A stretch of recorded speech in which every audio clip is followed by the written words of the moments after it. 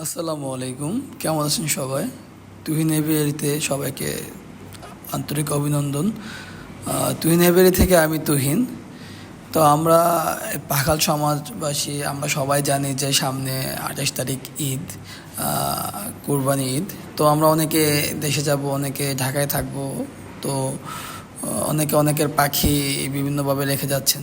তো এখন এই মুহূর্তে আমি যেটা ফেস করতেছি, যেটা আমি শেয়ার করব, যেমন অনেক গরম আবহাওয়া, অনেক গরম থাকতেছে, পাখিদের অবস্থা খারাপ হয়ে যাচ্ছে। তারপর কিছুক্ষণ পরে আবহাওয়া আবার বৃষ্টি আসে, ঠান্ডা করে দিয়ে যাচ্ছে, আবার পরক্ষণেই আবার তাপমাত্রা বেড়ে যাচ্ছে।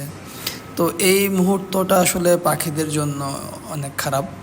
তো আসলে আমাদের এই জিনিসটা একটু কন্ট্রোল করতে হবে। যেমন আমরা কি করি যখন পাখিকে অতিরিক্ত গরম থাকে, আমরা গোসলে দিই যাদের ফিন্স পাখি আছে বা অন্যান্য পাখি আছে। আর ফিন্স পাখি এমনি গোসল প্রিয় পাখি, ওরা গোসল করতে খুব পছন্দ করে। আর যেহেতু অনেক গরম, আমরা যদি প্রতিদিন নাও পারি, অন্ততপক্ষে একদিন পর পর ওদেরকে গোসলের পানি দিব, দেখবেন ওরা খুব সুন্দর করে গোসল করতেছে। তো গোসলের পানিটা এই মুহূর্তে আসলে খুব জরুরি।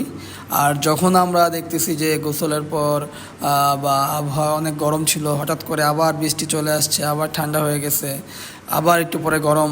তো এই বা আবহাওয়া আমরা কি করতে পারি? যখন আমাদের আবহাওয়া অনেক রোদ থাকে বা গরম থাকে, তখন পাখিদের তো আমরা অবশ্যই একদিন পর পর গোসলের পানি দেব। পাশাপাশি ওদেরকে আমরা এক ফুট বা শর্ট ফুট জায়গায় দিয়ে একটু সবুজ শাক পাতা খেতে দিব, পাখিদের শরীর ঠান্ডা থাকবে।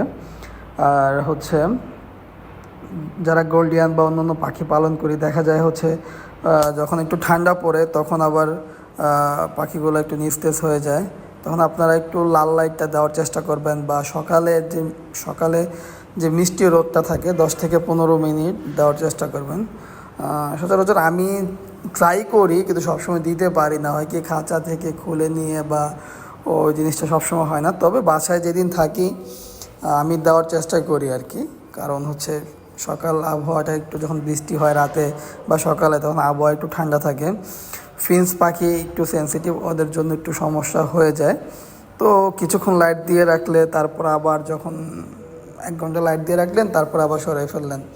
তারপর আবার যখন দেখলেন যে আবহাওয়া গরম বা অনেক বেশি তাপমাত্রা বেড়ে যাচ্ছে, তখন আপনারা আবার গোসলের পানি দিতে পারলেন। আর আমি গরমে প্রতিদিন 1 ফুটটা একটু অ্যাভয়েড করছি, দিচ্ছি শুধুমাত্র যেখানে ডিম বাচ্চা আছে ওদেরকে দিচ্ছি, একটু কমায় দিচ্ছি। তো আপনারা কে কীভাবে এই গরমে পাখিগুলো পালন করতেছেন আমাদের সাথে শেয়ার করবেন। সবাই ভালো থাকবেন। ধন্যবাদ। আসসালামু আলাইকুম।